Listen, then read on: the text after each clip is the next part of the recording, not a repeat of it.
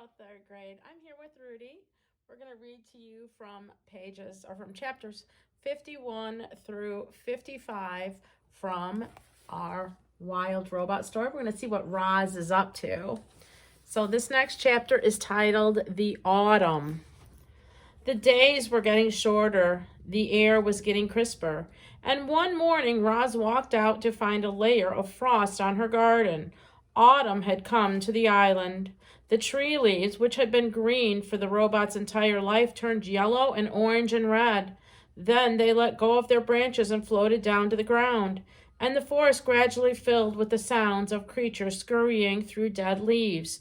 Tree nuts were also falling, thunking onto roots and rocks, and occasionally clanging off the robot. The smell of flowers faded as the blossoms withered. All the rich scents and colors of the island were draining away. The animals were also changing. Furry animals were growing more fur. Feathery animals were growing more feathers. Scaly animals were starting to look for new homes. Yerp, it's cooling off, croaked one frog to another. Before long, it'll be time for us to go to sleep. Yerp, I better start looking for a good hole, croaked to the second frog. Have you found one yet? Nah, croaked the first frog. I'll look for a hole next week. For now, I'm going to enjoy this warm sunlight while it lasts. Yerp. Many of the island animals were already thinking about their winter hibernation. Frogs, bees, snakes, and even bears would soon disappear and spend the next few months resting out of sight. And then there were the birds. Some birds, like owls and woodpeckers, would spend the winter nesting and eating the island's few remaining edibles. But the migratory birds were preparing for a long journey south to their warm wintering grounds. And among the birds destined to leave were the geese. The flock. Bright Bill slowly waddled into the nest. He had a confused look on his face. Mama, the other gosling said that we have to leave the island soon, and we won't return for months and months. Is that true? That is true, said Roz. You know that geese migrate south for the winter. Will you migrate with us, said Bright Bill. I cannot fly or swim, so I will spend the winter here on the island. Can I stay with you? I do not think that is a good idea. I think you should migrate with the flock. How long will the migration take? Said Bright Bill. Where will they fly? When will you come home? I don't know this, said Roz. Let us go ask the others. And so the robot and the gosling walked around the pond to where Loudwing and her friends were chatting. Hello, everyone, said Roz. Bright Bill has some questions about the flock's upcoming winter migration. And we'd be happy to answer them, said Loudwing. What would you like to know, little one? How long will the migration take, said Bright Bill. Where will we fly? When will we come home? It will take us a couple of weeks to fly south, said Loudwing, depending on the weather. We'll join other flocks at the beautiful lake in the middle of the great sprawling field, said another goose. And we'll come back to the island after 4 or 5 months, said someone else, depending upon the weather. As they walked back to the nest, Bright Bill said to his mother, Lately, I've been feeling this strong urge to fly, not just around the pond or the island, but to go on a long flight, like a journey. Those are your instincts, said the robot. All animals have instincts. They help you survive. Do you have instincts, said the gosling. I do have instincts. They help me also survive. My instincts are definitely telling me to fly south for the winter, said Bright Bill. I just wish you could join us. I'm going to worry about you while I'm away. Do not worry. I will be fine, said Roz. How bad could winter be? The next chapter is titled The Migration. It was the night before the migration, and Brightwell was sleeping fitfully. Roz watched him toss and turn until he finally crawled up into her arms, and she rocked him to sleep just like in the olden days. Early the next morning, Bright Bill waddled outside and looked at the pond. The water was perfectly still. A few lazy clouds drifted above. Geese were already gathering by the beach, and then Tiny Claus scampered down from the treetops. "So today's the day," said Chit Chat, perched on a branch. "You're going to see so many new things and meet so many new animals. And if there are any squirrels at your wintering grounds, please tell them that Chit Chat says hello." "Today is the day," said Bright Bill. "The flock will be leaving soon." "Are you excited or nervous or scared?" "I'm all of those things," the squirrel whispered. "Well, don't worry about your mother. I'll look after her, so you know she'll be perfectly fine." Bright Bill smiled. "I'm afraid it is time to go," said Roz as she stepped out of the nest. "Okay, Mama," said the gosling. "See you in the spring, Chit Chat." "Have a nice migration." The squirrel scampered back to the treetops. "Come home with lots of exciting stories, but not too exciting because I don't want anything scary to happen to you. Goodbye." The geese were honking with excitement and hustling around as they made their final preparations. Several of the fathers huddled together discussing their flight plans while the mothers took a head count. "There you are, Bright Bill," said Loudwig, honked from the middle of the crowd. "We're just about ready to begin." "May I have your attention, please?" said the biggest goose. "As most of you know, my name is Longneck, and I'll be heading this year's migration. I'm asking everyone to please join your families for takeoff. Once we're all airborne, each family will take its position in our V formation, and we'll start the first leg of our journey. Are there any questions?" "I have a question," came a booming voice. "My son will not have any family with him. Where does he fit into the formation?" Everyone turned to Longneck. "He can fly with me," said the big goose. "I hear Bright Bill is a very clever flyer. I could use his help up at the point." A moment later, the geese began flapping and honking and making their way into the air. A cloud of feathers floated down around the robot and her son. "You are not a gosling anymore. You are not a gosling anymore," said Roz. "I am proud of the fine young goose you have become." Bright Bill fluttered up to his mother's shoulder.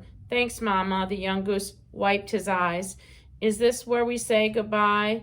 "This is where we say goodbye for now. Spring will soon be here, and we'll be together again." "I'm going to miss you," said Bright Bill as he nuzzled his mother. "I'm going to miss you too," said Roz as she nuzzled her son. The goose took a deep breath. Then he shook his tail feathers, flapped his wings, and joined the flock. At first the geese flew in a disorganized jumble, but each goose slowly drifted into position until the flock formed a wobbly V. At the lead was Longneck, and behind his left wing was Bright Bill. They circled in the sky until the V pointed south, and then the geese began their long migration. Roz climbed to the top of a tree and watched as the geese slowly faded into the horizon. Here's a picture of Roz on the tree and watching the geese fly off. This chapter is titled The Winter. The island was quiet. The migratory birds had all left. The hibernators were asleep, and everyone else had begun their simple winter routines. Everyone but Roz. Now that she was alone, our robot didn't know what to do with herself. She stood in her gray garden and watched a sheet of ice slowly form on the pond. Sometimes she could hear her good friends, the beavers, going about their business beneath the ice. She wondered when she would see them all again. Roz stood there until snowflakes started drifting down from the sky. The flakes swirled in the breeze and slowly piled up on the ground and on the trees and on the robot. So she crouched into the nest, slid the stone door behind her, and sat in darkness. Hours and days and weeks went by without the robot moving. She had no need to move. She felt perfectly safe in the nest. And so, in her own way, the robot hibernated. Roz's body relaxed. Her quiet rolling slowly stopped. Her eyes faded to black. She probably could have spent centuries like that, hibernating in total darkness.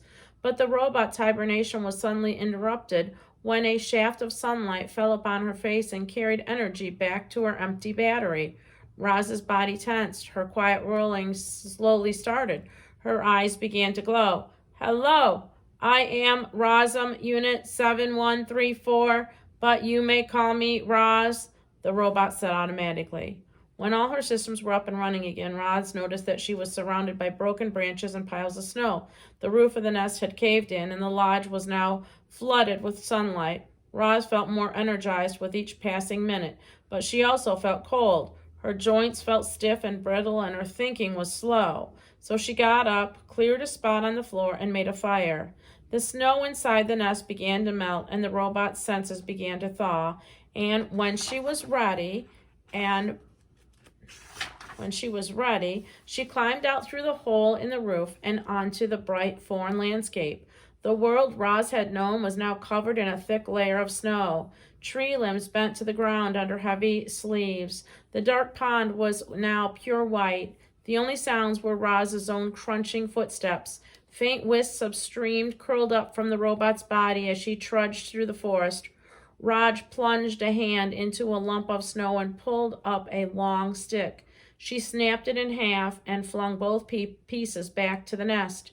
She took a few more steps and picked up a fallen tree. She hacked it into smaller pieces and flung them back as well. Then she reached down to another snowy shape, but when she pulled up, it was not a piece of wood. It was Dart the Weasel. He was frozen solid. Roz stared at his stiff body for a moment, then decided it was best to leave the poor thing where it was. As the robot continued gathering wood, she found more victims in the cold. A frozen mouse, a frozen bird, a frozen deer. Had all the animals of the island frozen to death? No, not all. There were few fresh tracks in the snow. As we know, the wilderness is filled with beauty, but it's also filled with ugliness. And that winter was an ugly one. A devastating cold front had swept down from the north and brought dangerous temperatures and huge amounts of snow. The animals had prepared for winter, but nothing could have prepared the weaker ones for those long nights when the temperature plummeted and the wind whipped over the island. Roz returned to the nest, where the fire had melted the interior snow to a muddy soup. She took a minute to warm her body by the flames, and then she began the repairs. She patched up the hole in the dome with lattice work of branches before adding a layer of mud and leaves, and soon the repairs were complete. But another snowfall might cave in the nest all over again. So Roz decided to keep the fire going day and night to prevent snow from building up on the roof. The robot brought in a load after load of firewood, and each time she went outside, she was reminded of the frozen weasel and the mouse and the bird and the deer. How many other animals would freeze and were hidden beneath the snow? Before going in for the night, she called out to whoever was listening, "Animals of the island, you do not have to freeze. Join me in my lodge where it is safe and warm." The next chapter is titled The Lodgers. Firelight spilled out from the nest and into the cold, blustery night. Roz sat inside listening to the wind and to the soft pops and crackles of burning wood. And then the robot's keen hearing picked up another sound, tiny footsteps crunching through the snow. "Roz, I'm freezing. Can I join you by the fire, please?" said a weak voice. Into the light crawled Chit Chat. The squirrel was shivering and clumps of ice stuck to her fur. When she finally felt the heat of the fire, she collapsed. Roz picked her up off the floor, gently placed her on a warm stone, and let her sleep. An hour later, there were more footsteps, and a family of hares shuffled into the nest. They huddled together in the corner without saying a word. Pinktail the possum was next to arrive. "Good evening," she mumbled, trying to act cheerful. "It certainly has been chilly." Swooper the owl hobbled in, followed by some chickadees and a magpie. Fink knew a good thing when she saw it, and the fox lay down right by the fire. Then came Dig Down the groundhog. The fuzzy bandits carried in an old turtle named Krog, who was the in worst shape of all. Creatures who should have been hibernating deep underground had been roused by the vicious weather. Only the healthiest animals with the warmest homes were safe.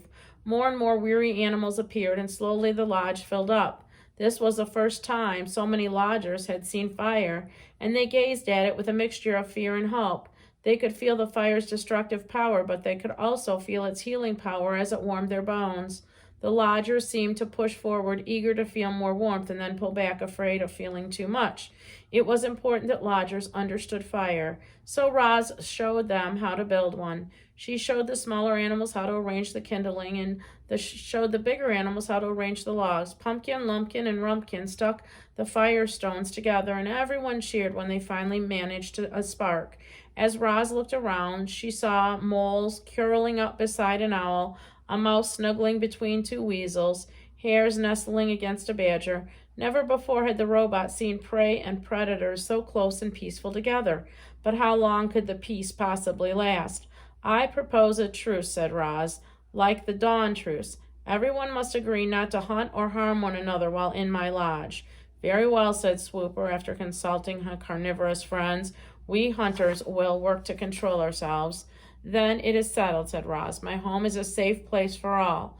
One by one, the lodgers each fell into a deep sleep. Even the nocturnal creatures, usually wide awake at that hour, gave in to the coziness of the nest. The robot stood out of the way and quiet tended to the fire as her guests slept through the night. Only when daylight was streaming in through the door did the lodgers finally begin to stir. You are all welcome to stay here as long as you like, said the robot as the animals rubbed sleep from their eyes. My home is your home. Thanks a lot, Roz. Fink carefully stepped over a hare and a woodpecker on his way to the door. I don't think I would have survived another night on my own. It's just too bad out there. But we can't cram a few more creatures in here, said the fox, and the fox slipped outside. The robot looked down at the fur and feathers that now carpeted the floor. The nest had been completely full that night. If any more animals showed up, they'd be left out in the cold. But Roz was not about to allow that to happen. And that takes care of chapter 56. I hope you're continuing to enjoy the story, and I'll see you later. Love you. Bye-bye.